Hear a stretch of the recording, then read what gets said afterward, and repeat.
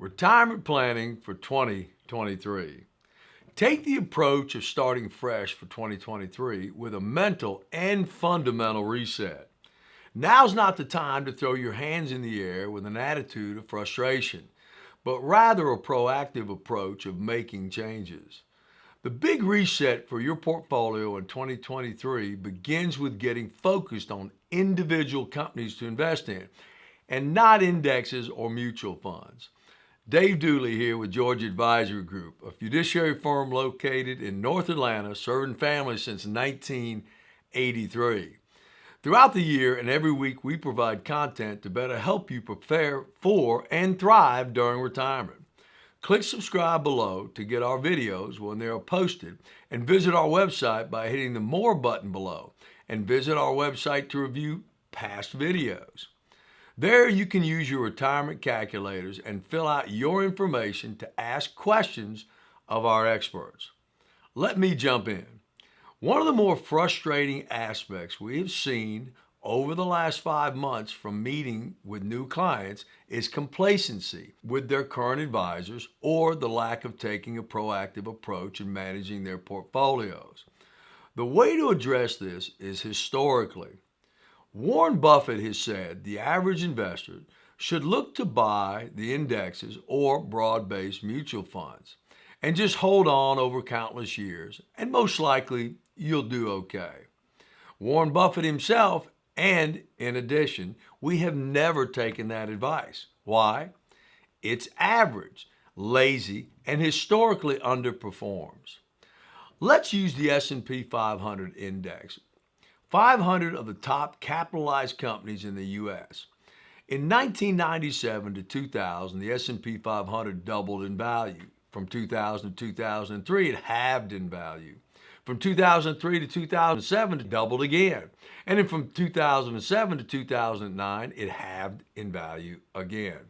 When we dive deep into the S&P, we see historically it is the top 15 to 20 companies that drive those returns in the upside, and the majority of those 500 companies that pull down those returns during the economic downturns. So we need to take a look at absolute relative value of these companies individually and not take the approach of betting on every horse in the race. Do we not do this when we're buying a home? If I look to buy $1 million home for sale, just as an example, by using round numbers, I'm going to make it easy. My first question would be, I would ask myself, can I rent that home if I decided to? For let's say $70,000 to $80,000 a year, meaning a 7 to 8% return on my investment annually. Do I not ask what prevailing prices are near that home I'm buying relative to the asking price of similar homes in the area? Am I paying a premium or am I buying at a discount? Owning individual companies and evaluating their revenue margins, sustainability, profits, and management is no different, but it takes work, lots of homework, just like buying a home. It's a major asset. We're looking for companies that have a current stock price beneath its true value. If we're patient, sometimes 2 to 3 years, we may have to sit and wait, like in the example of our purchasing a house, to determine if renting today would be more advantageous to purchasing in a market that has no good news on the horizon: falling values, higher costs based on rising interest rates. Trying to catch a falling knife is never good. And being complacent in our approach is even worse, meaning staying put and waiting for prices to return to previous highs with the same positions is fantasy. The problem for poor performance historically for the average investor is emotions, number one, and herd mentality, number two. Prior to or in retirement, for some reason, we begin to take on a passive approach, and we get frustrated with not seeing results immediately. In most cases, patience becomes your true friend during these periods of negative or slow growth. Sometimes just sitting on the sidelines earning a 4 to 5% money market return while you wait is a good thing to later buy great companies when their value does not reflect their true price. Having a firm and a fiduciary who is not just throwing your money to large indexes or large mutual funds that are buying every day, regardless of what valuations are, won't help your cause. Advisors who outsource your money to index and fund managers and then charge you an annual fee are not performing at their highest level.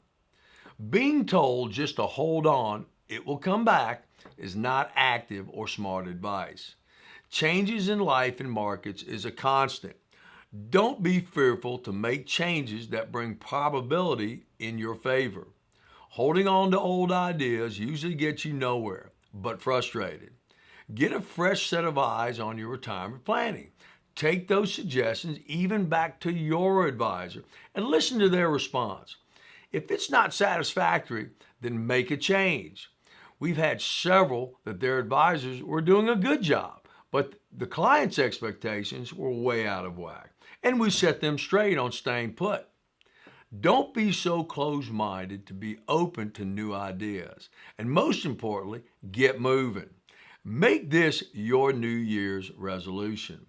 Again, if you enjoyed the video, subscribe below. It's not going to bite you. It just keeps you informed with great ideas for your financial planning.